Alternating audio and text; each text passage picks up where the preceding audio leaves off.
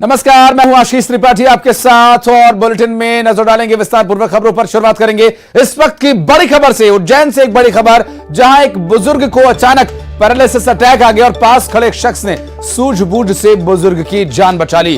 और इस घटना का सीसीटीवी वीडियो भी सामने आया। इंगोरिया थाना क्षेत्र का यह पूरा मामला। इंगोरिया थाना क्षेत्र में एक बुजुर्ग को अचानक पैरालिसिस अटैक आ गया और वहां पास ही खड़े एक शख्स ने सूझबूझ से परिचय देते हुए सूझबूझ का परिचय देते हुए शख्स ने उस बुजुर्ग को बचाया। उन्हें पैरालिसिस अटैक के दौरान ट्रीट किया, जो प्राथमिक उपचार देना होता है या जिस तरह की परिस्थिति वहां बन रही थी। तस्वीरें देखिए, सीसीटीवी कैमरा जिसमें सब कुछ वहां रिकॉर्ड हुआ, तस्वीरें आपको हम दिखा रहे हैं। एक शख्स जब उसे पैरालिसिस अटैक आया तो नजदीक खड़े शख्स ने उसके सिर पर हाथ रखकर और उसके चेहरे पर उसे संतुलित तरीके से पकड़कर रखा और काफी देर तक वो उस अटैक से जूझता रहा। ऐसे में उस शख्स ने अपने सूझबूझ का परिचय देते हुए उस बुजुर्ग को बचा लिया। आप देखिए तस्वीरों में, पास खड़े शख्स ने यहां पर जो प्राथमिक उपचार की आवश्यकता होती है, जो हालांकि इसके बारे में मेडिकल एक्सपर्ट बेहतर बता पाएंगे कि क्या वो तरीके हैं, कैसे किसी शख्स को पैरालिसिस अटैक आने पर ट्रीट किया जा सकता है।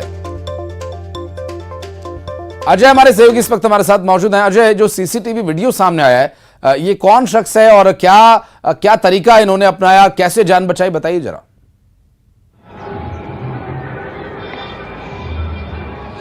देखिए, उज्जैन से 20 किलोमीटर दूर इंगोरिया करके एक चौपाटी है। यहाँ पर जो है सोमनाथ रेस्टोरेंट है। इसके पास में ही पान की दुकान जो थी, उसके जो संचालक हैं जगदीश दास, ये चाय जो होटल अपनी दुकान पर बैठकर जो है चाय पी रहे थे। उसी दौरान इनके पास में ये युवक खड़ा है, वो ईश्वर दास है। जगदीश दास जब चाय पी रहे थे उसी दौरान उनको जो पैरालाइज का अटैक आ जाता है। पर जगदीश जो है सामान खरीदने आया था और उसी दौरान जो है जगदीश ने देखा कि बुजुर्ग को जो है पैरालाइज का अटैक आया है। तो उसने जो है अपनी सूझबूझ दिखाई और जो बुजुर्ग को पैरालाइज का अटैक आया था तो उन्होंने जो है उनकी गर्दन को टेढ़ा नहीं होने दिया और उनको सीधा करने का प्रयास किया। साथ ही हाथ जो टेढ़े हो रहे थे उसको भी सीधा करने का प्रयास किया। जब हमने इसके बाद जो है गांव वालों को बुलाकर और उनकी मदद की और इसके बाद जो है बुजुर्ग को ईश्वर दास ने जो है अस्पताल पहुंचाया, जहाँ उनका उपचार दिया गया, जो अब सामान्य स्थिति में है। फिलहाल हमने जब ईश्वर दास से जब बात करी तो उन्होंने ये बताया कि गांव के ही लोगों ने उनको बताया था कि कैसे जब किसी को पैरालाइज का अटैक आ जाए तो उसको कैसे बचाया जा सकता है। तो उसी को ध्यान में रखते हुए ईश्वर दास ने जो है उनको जैसे ही उनकी गर्दन और हाथ पैर टेढ़े होने लगे तो उन्होंने उनको सीधा करने का प्रयास किया, जिससे वो बुजुर्ग जो है सामान्य स्थिति में आ गए। तो जो है बुजुर्गों की कही हुई बात को ध्यान में रखते हुए ईश्वर दास ने उसका उपयोग किया और जो बुजुर्ग के साथ जो पैरालाइज की घटना घटी उसको जो है सही समय पर उसका उपयोग करके पुरानी बातों को ध्यान में रखते हुए बुजुर्ग को ट्रीटमेंट दिया, तो वो अब सामान्य स्थिति में है। अभी फिलहाल जो है बुजुर्ग को अस्पताल में उपचार दिया जा रहा है। जो वीडियो जो वायरल हो रहा है इसको देखकर गाँव के ही कई लोग जो है जो ईश्वर दास की इस कार्य की जो है सराहना कर रहे हैं। बहुत शुक्रिया अजय इस पूरे मामले पर जानकारी देने के लिए आपका। और बढ़ते आगे और इस वक्त की बड़ी खबर आपको बता दें, देश में कोरोना की रफ्तार अब तेज होती जा रही है। 3000 के पार मामले पहुंच गए। 24 घंटे में 3106 कोरोना के नए केसेस सामने आए हैं और कोरोना के नए मामलों का सामने आना चिंता का ये विषय है। और कोरोना के एक्टिव केसेस अब 13000 के पार हो चुके हैं। बहुत बड़ी चिंता का कारण है। एकदम से मामलों का बढ़ना ये एक चिंता का विषय है। और ये जो XBB वेरिएंट है ये पिछले वेरिएंट से खतरनाक भी बताया जा रहा है। और आपको बता दें कि इस कोरोना के वेरिएंट से बचाव के लिए तरीके वही हैं। और अभी तक नए मामलों की यदि बात करें तो पहले 500, फिर 1000, फिर 2000 और अब 3000 के पार नए मामले सामने आ रहे हैं। जिसमें कोरोना के एक्टिव केसेस की बात करें तो कोरोना के जो एक्टिव केसेस हैं वो अब 13000 के पार हो चुके हैं। जिसमें एक चिंता का विषय यह भी है कि इन एक्टिव केसेस को कैसे कंट्रोल किया जाए, कैसे इन आंकड़ों को बढ़ने से रोका जाए। फरहा हमारी सहयोगी इस वक्त हमारे साथ हैं। फरहा, बहुत चिंता की बात है, 13000 एक्टिव केसेस हो गए और रोज जो आंकड़े थे वो बढ़ते जा रहे हैं। जी बिल्कुल, देखिए बहुत चिंता की बात है क्योंकि जैसे शुरुआत हुई थी कोरोना के मामलों की बढ़ने की, वो 1000 से शुरुआत हुई थी, फिर वो 1500, 1800, फिर वो 2000 और अब सीधा 3016 मामले जो हैं वो बीते 24 घंटों में आए हैं। और वहीं एक्टिव संख्या की बात करें तो 4500 से शुरुआत की थी और अब जो वो एक्टिव संख्या है वो 13,000 के पार है। तो कहीं ना कहीं बहुत ज्यादा चीजें जो है वो डरा रही हैं और साफ तौर पर जिस तरीके से मामले लगातार तेजी से बढ़ते जा रहे हैं, ये दर्शा रहे हैं कि जो वेरिएंट है ये कितना जो है वो तेजी से फैल रहा है। इस वेरिएंट के साथ साथ H3N2 के जो मामले हैं वो बढ़ते जा रहे हैं। 10-11 अप्रैल को जो है देश में मॉक ड्रिल होनी है, लेकिन उस मॉक ड्रिल से पहले जो देखने को मिल रहा है, जिस तरीके से केसेस बढ़ रहे हैं, वो सच में एक चिंता का विषय बनते जा रहा है। वहीं डॉक्टर्स का कहना है कि जो H3N2 है, चाहे वो कोविड है, इनके लिए अब लोगों को जो है वो जागरूक होना पड़ेगा। कोविड एप्रोप्रिएट जो बिहेवियर है उसका पालन करना होगा। देखिए कहीं ना कहीं लोग जो है वक्त के साथ कोविड प्रोटोकॉल को भूल गए हैं, तो बहुत ज्यादा जरूरी हो गया है क्योंकि देखिए जो मौसम अभी चल रहा है और ये जो मतलब जैन से लेके जो मार्च तक का पीक, जिसको हम बोलते हैं कि पीक मंथ होते हैं, इसमें फ्लू बहुत ज्यादा होता है। तो इसमें लोग जो है वो ज्यादा से ज्यादा बीमार हो रहे हैं, उनको ऐसे लक्षण महसूस हो रहे हैं। तो बहुत ज्यादा जरूरी हो गया कि लोग क्राउडेड प्लेसेस पे ना जाएं, सोशल डिस्टेंसिंग का पालन करें, मास्क लगाएं, क्योंकि बढ़ते केसेस जो हैं अब कहीं ना कहीं लोगों की भी रिस्पॉन्सिबिलिटी बनती जा रही है कि उस कोविड एप्रोप्रिएट बिहेवियर को। जी बहुत शुक्रिया आपका इस पूरे मामले पर जानकारी के लिए फरहा। लोगों को तैयार रहना होगा, सतर्क रहना होगा और सावधानी बरतनी होगी। बलौदाबाजार से अगली बड़ी खबर का रुख करेंगे। आपको बता दें इस वक्त की बड़ी खबर, बलौदाबाजार में एक सड़क हादसे में एक और मौत हो गई है। अब तक 3 महिलाओं की जान जा चुकी है, 20 यात्री इसमें गंभीर रूप से घायल हुए हैं। आपको बता दें ये वही घटना है जहां पर बेकाबू होकर ट्रैक्टर पलटा था और हादसा हुआ, जिसमें 2 महिलाओं की तब मौत हुई थी, जिसमें एक और जानकारी मिल रही है कि अब एक और महिला की जान चली गई है। ऐसे में 3 महिलाओं की मौत हो गई है बेकाबू ट्रैक्टर के पलटने से। हादसे में सभी घायलों को कसडोल अस्पताल में इलाज के लिए जारी। तुरतुरिया, मातागढ़ और ठाकुरदिया के बीच की घटना और कसडोल अस्पताल में इनका इलाज जारी है। और ये जो घटना है तुरतुरिया, मातागढ़ और ठाकुरदिया के बीच की घटना ये बताई जा रही है। योगेश हमारे सहयोगी हैं ज्यादा जानकारी के साथ। योगेश, एक और महिला की जान चली गई है हादसे में? जी बिल्कुल आशीष, बता दूं कि कल बीती रात ये घटना हुआ था, जिसके बाद पता चला था कि 2 महिलाओं की मौत हुई थी। लेकिन आज तड़के सुबह ये भी पता चला कि एक और महिला थी जो गंभीर हालत में थी। कल ही आशीष बता दूं कि वीडियो में हम न्यूज 18 के माध्यम से सब दर्शकों को बता रहे कि वीडियो में जिस तस्वीर आप देख रहे थे वो महिला वही है कि उसकी तबियत कितनी नाजुक थी, लेकिन आज पता चला कि उनकी भी गंभीर अवस्था में ही मौत हो गई। कारण ये है कि कल ये सभी जयमाला कार्यक्रम में गए थे। विवाह कार्यक्रम होता है ग्रामीण क्षेत्र में, आशीष की जो विवाह करते हैं वो मातागढ़ में जाके वहाँ कार्यक्रम कराते हैं, तो वो अपने कार्यक्रम से खुशी वापस आ रहे थे। उसी दरमियान ट्रैक्टर अचानक बेकाबू होकर पलट गई। उस ट्रैक्टर में लगभग 20 से 30 लोग सवार थे, जिससे 20 लोगों की हालत बहुत गंभीर बताई जा रही है। अभी भी उनमें से कई लोग ऐसे हैं जो रायपुर और अन्य जिला चिकित्सालय में भर्ती हैं, जिनमें से 3 की मौत हो गई है और जो अन्य आशीष उनकी इलाज भी जारी है। वहीं आशीष आपको बता दो कि जिले में 24 घंटे के अंदर 2 बहुत बड़ी सड़क दुर्घटना हुई है। एक तो बस जो बारातियों से भरी बस थी और ट्रक दोनों को टक्कर हो गई थी, जिसमें एक की मौत थी, जिसमें लगभग 45 लोग गंभीर रूप से घायल हुए थे। और उसके बाद 24 घंटा के बाद फिर एक और रात 11 बजे एक बड़ी घटना हुई, जिसमें बिल्कुल। और इस हादसे में महिलाओं को जिनको चोट आई है, जिन यात्रियों को चोट आई है, उनके इलाज में क्या आगे जरूरत पड़ेगी, आपसे जानकारी लेंगे। बहुत शुक्रिया फिलहाल आपकी इस पूरी इन्फॉर्मेशन के लिए। बढ़ते आगे, ग्वालियर से एक बड़ी खबर आपको बता दें, विवाहिता के साथ रेप किए जाने का मामला सामने आया और जिम ट्रेनर ने ये रेप किया। फिरोज नाम का ये जिम ट्रेनर, जिसने राजा बनकर उससे दोस्ती की और जब राज खुला तो महिला ने बातचीत बंद कर दी। फिरोज पर धमकी देकर रेप करने का आरोप लगा है। दरअसल पीड़ित महिला ने बजरंग दल के पदाधिकारियों को अपनी आप बीती सुनाई और पदाधिकारियों ने थाने पहुंचकर इस पूरे मामले में शिकायत दर्ज करवाई है। पीड़ित महिला ने इस प्रकरण को लेकर अपनी तरफ से शिकायत दी और शिकायत पर पुलिस ने रेप समेत कई धाराओं के तहत मामला दर्ज कर लिया।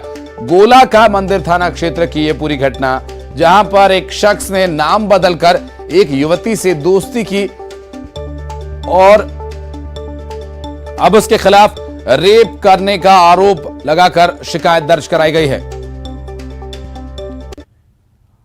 और रायगढ़ से बड़ी खबर, धर्मजयगढ़ वन मंडल में हाथियों का एक झुंड देखा गया और सड़क पार करता हुआ हाथियों का यह झुंड दिखाई दिया। सड़क पार कर रहे लोग हाथियों का वीडियो बनाने लगे और क्षेत्र में 25 से ज्यादा हाथी घूम रहे। धर्मजयगढ़ के सरिया नाला क्षेत्र का यह पूरा मामला, जहां पर लोगों ने हाथियों के झुंड का वीडियो बनाया। हालांकि गनीमत यह रही कि हाथी अपने रास्ते सीधा चले गए। कई बार ऐसे में हाथी नाराज हो जाते हैं, तो कई तरह के मामले ऐसे सामने आ चुके हैं जहां वीडियो बनाने के दौरान भी हाथियों ने हमला किया लोगों पर और सड़क पार करते हाथियों के झुंड को लेकर। हालांकि लोग पहले रुक गए थे, हाथियों को जाने का वेट कर रहे थे कि हाथी निकल जाए और वीडियो बनाया गया। वो वीडियो हम आपको दिखा रहे हैं। देखिए हाथियों का ये पूरा झुंड सड़क पार कर रहा है। पूरा वीडियो आपको दिखाते हैं एक बार और पूरी तस्वीर आपको दिखाते हैं। ये धर्मजयगढ़ का वीडियो बताया जा रहा है और यहां पर हाथियों का एक झुंड, वयस्क और बच्चे भी इसमें दिखाई दे रहे हैं। हरपाल हमारे सहयोगी हैं फोन लाइन पर। हरपाल, लगभग कितने हाथी हैं इस झुंड में और ये क्या विचरण के लिए निकले थे? क्या कुछ जानकारी मिल पा रही है? वन विभाग के द्वारा इस पर क्या कहा जा रहा है? जी, पूरा मामला रायगढ़ के धर्मजयगढ़ वन मंडल का है, जहां पर ये सरिया नाला के पास ये वीडियो सामने आया है। बता दें इसमें 2 दर्जन से अधिक हाथी है, करीबन 30 हाथी है, जिसमें सावक भी है और माला हाथी भी है और ये लगातार जो है इस क्षेत्र में विचरण कर रहे हैं। बताते हैं रायगढ़ का धर्मजयगढ़ वन मंडल जो है वो हाथियों के लिए संरक्षित क्षेत्र है और यहाँ पर इस तरह के कई समूह है जो हाथियों जो है यहाँ पर स्वतंत्र विचरण करते हैं। जब रोड क्रॉस कर रहे थे तभी यह स्थानीय लोगों ने वीडियो को बनाया है। बताते इस तरह के जो हाथी के मूवमेंट है वो लगातार इस क्षेत्र में होते रहते हैं। खाने के तलाश में या पानी की तलाश में जैसे जैसे गर्मी बढ़ती है तो पानी के तलाश में ये एक छोर से दूसरे छोर रोड क्रॉस करके जाते हैं। तब कई तरह की अप्रिय घटनाएं भी घटती है, कहीं मानव हाथी द्वंद भी हो जाता है, लेकिन यह शांतिपूर्ण जो है लोगों ने रास्ता दिया हाथी को, जिसके बाद हाथी ने रोड क्रॉस किया और किसी तरह की जनहानि नहीं हुई। बता दें इस क्षेत्र में वन विभाग जो है लोगों को लगातार अलर्ट पर रखी हुई है। लगातार जो है लोगों को मुनादी की जाती है कि जहां पर हाथी का विचरण होता है, जहां हाथी का मूवमेंट पता चलता है, वहां पर लोगों को पहले अलर्ट कर दिया जाता है। इस जो वीडियो सामने आया है इसमें अधिकारी खुद वहां पर मौके पर बीट गार्ड मौजूद थे और उन्होंने ही लोगों को रोका और हाथी को जो है स्वतंत्र रूप से पार होने दिया। अभी तक जो वीडियो आया है इसमें करीबन 2 दर्जन से अधिक हाथी हैं और जो क्षेत्र है इसमें हाथियों का कई समूह जो है विचरण कर रहा है। जी चलिए, बहुत शुक्रिया आपका इस जानकारी के लिए हरपाल। और जसपुर से बड़ी खबर, विवाहिता ने फांसी लगा ली। दरअसल मौके पर पहुंचकर इस पूरे मामले की जांच पुलिस ने शुरू कर दी और पुलिस ने शव को अपने कब्जे में लेकर पोस्टमार्टम के लिए भेज दिया है। लोदाम इलाके के साई टांगर टोली का यह पूरा मामला।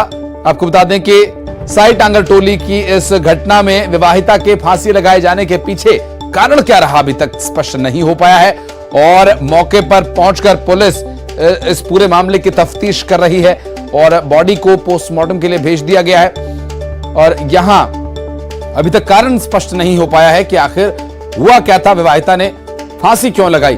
परिवार के लोगों से पूछताछ हालांकि पुलिस कर रही है और पुलिस के द्वारा इस मामले में क्या कार्रवाई की जाएगी देखना होगा। और राइजिंग इंडिया में केंद्रीय गृह मंत्री अमित शाह ने केंद्रीय एजेंसीज के दुरुपयोग के विपक्ष के आरोपों पर जवाब दिया। क्या उन्होंने कहा, आइए दिखाते हैं आपको। भ्रष्टाचार के केस है। मैं राहुल जी को और उनकी पार्टी को याद कराना चाहता हूं, इमरजेंसी डालकर लाखों बेगुनाह विपक्ष के नेताओं को जेल में डाल दिया था 19 महीने तक और बेल का प्रोविजन भी नहीं था। और यहां तो बेल का प्रोविजन, आप कोर्ट में जाइए। मैं आपको बताता हूं दुरुपयोग कैसे होता है, मैं उसका भुक्तभोगी हूं। हमारे खिलाफ कोई भ्रष्टाचार का केस कांग्रेस ने नहीं किया था। एक एनकाउंटर हुआ था, उसमें मैं राज्य का गृह मंत्री था, मुझ पर केस कर दिया और सीबीआई ने मेरी अरेस्ट की। जी, अरेस्ट में सीबीआई के रिकॉर्ड पर आज भी टैप किया हुआ पड़ा होगा। अगर प्रामाणिकता से टैप किया तो सीबीआई के उस वक्त के अफसरों ने, और मिटा नहीं दिया कांग्रेस सरकार ने। तो 90% सवालों में यही था कि काहे को परेशान हो रहे हो, मोदी का नाम दे दो आपको छोड़ देंगे।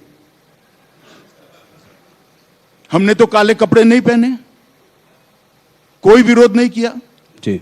मोदी जी के खिलाफ एसआईटी बनाई एक राज्य के मुख्यमंत्री के, कोई करप्शन का केस नहीं था।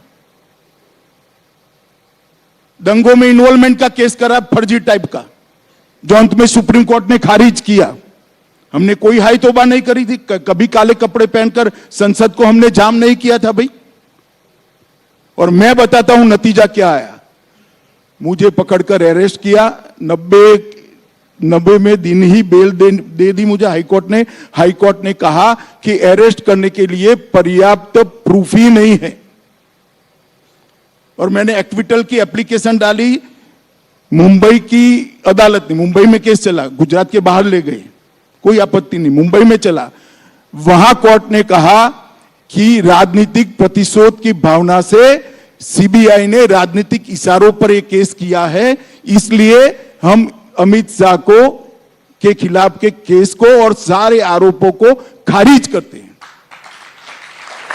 हमने हाई तौबा नहीं की थी। और यही लोग थे, यही चिदंबरम बैठे थे, यही सोनिया जी नेतृत्व करती थी यूपीए सरकार का, यही मनमोहन सिंह थे और यही राहुल गांधी सांसद थे। अब क्या हो गया भाई? और हमने तो आप पर जो केस करे हैं भैया वो करप्शन के हैं, आपकी बदजुबानी का केस है। इस प्रकार के फर्जी केस नहीं किए हैं। और केजरीवाल भी रोज छातियां पीटते हैं भैया ये सारे निर्दोष हैं। तो जैन साहब कितने समय से अंदर हैं? काफी समय हो गया, 1.5 साल हो गया जी। क्यों बेल नहीं होता है? सिसोदिया जी कितने समय से अंदर हैं? क्यों बेल नहीं होता है? इस देश में अदालतें हैं भाई, सबने अपना केस लेकर अदालत के सामने जाना चाहिए।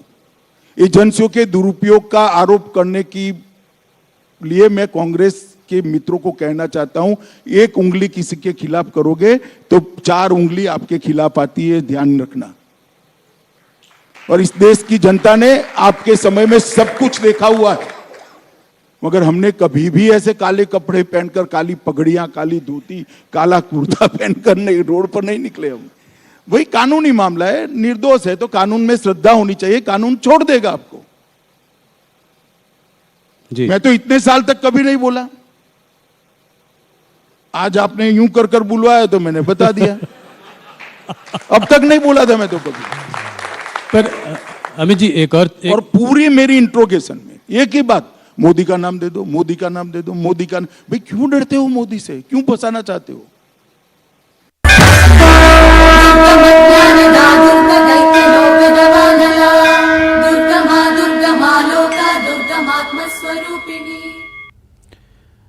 और बढ़ते आगे, राजधानी रायपुर में रामनवमी पर जबरदस्त उत्साह देखा जा रहा है। आपको बता दें, राजधानी के राम मंदिरों में भव्य सजावट की गई है।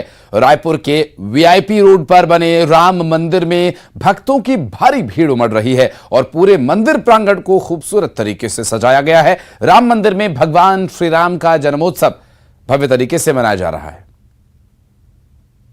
और साथ ही आपको यह भी बता दें कि आज नवरात्रि पर्व के 9वें दिन, जिसमें माता सिद्धिदात्री की उपासना की जाती है और यहां माता के मंदिरों में भी भक्तों की भारी भीड़ उमड़ रही है। नवरात्रि के इस 9वें दिन मां सिद्धिदात्री की उपासना में डूबे भक्तों की तस्वीर आप देखिए।